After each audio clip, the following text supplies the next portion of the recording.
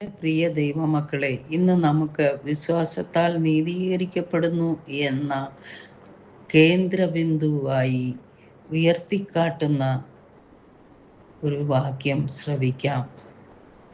ഉൽപ്പത്തി 15:6 അവൻ യഹോവയിൽ വിശ്വസിച്ചു, അത് അവന് നീതിയായി കണക്കിട്ടു. പിന്നീട് അബ്രഹാം ദൈവവുമായുള്ള യാത്രയിലെ ഒരു സുപ്രധാന നിമിഷത്തെ ഈ അധ്യായം വിവരിക്കുന്നു.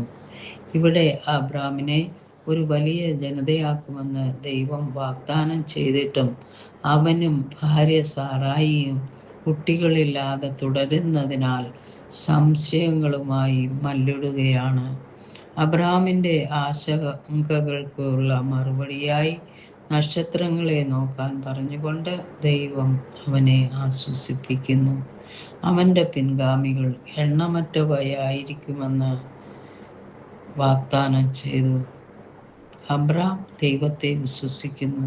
ഈ വിശ്വാസം അവന് നീതിയായി കണക്കാക്കപ്പെടുന്നു. വിശ്വാസത്താൽ നീതീകരിക്കപ്പെടുന്നതിൻ്റെ കേന്ദ്ര പ്രതിപാദ്യ വിഷയം ഈ വാക്യം ഉയർത്തിക്കാട്ടുന്നു. അബ്രാം കർത്താവിൽ വിശ്വസിച്ചു. ദൈവത്തിൻ്റെ വാഗ്ദത്തം. അവൻ്റെ വിശ്വാസം അവനിൽ ആയിരുന്നില്ല. പെട്ടെന്നുള്ള തെളിവുകളില്ലാതിരുന്നിട്ടും അവൻ ദൈവത്തിൻ്റെ വാഗ്ദാനത്തിൽ പൂർണ്ണമായി വിശ്വസിച്ചു. അവൻ്റെ വിശ്വാസം തന്നിലല്ല, ദൈവത്തിൻ്റെ ശക്തിയിലായിരുന്നു. അവൻ അതിനെ നീതിയായി കണക്കാക്കി. അബ്രാം നീതിമാനായി പ്രഖ്യാപിക്കപ്പെട്ടു.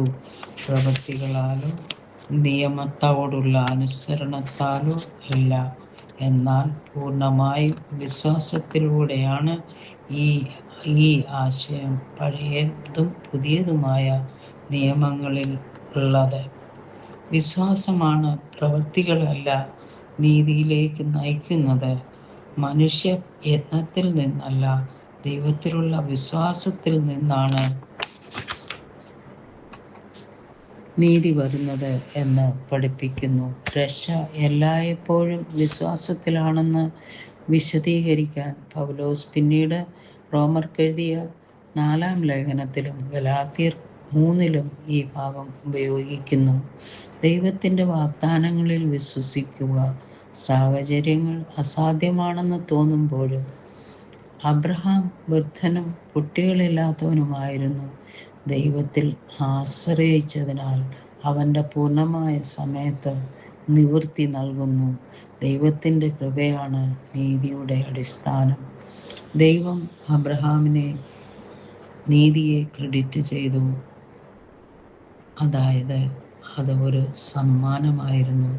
അബ്രഹാം സമ്പാദിച്ച ഒന്നല്ല, യേശുക്രിസ്തുവിലൂടെ വിശ്വാസികൾ ലഭിക്കുന്ന കൃപയുടെ നിഴലാണിത്. സ്നേഹപിതാവേ, നിന്നിലുള്ള വിശ്വാസമാണ് ഒരു വ്യക്തിയെ നീതിമാനാക്കുന്നത്.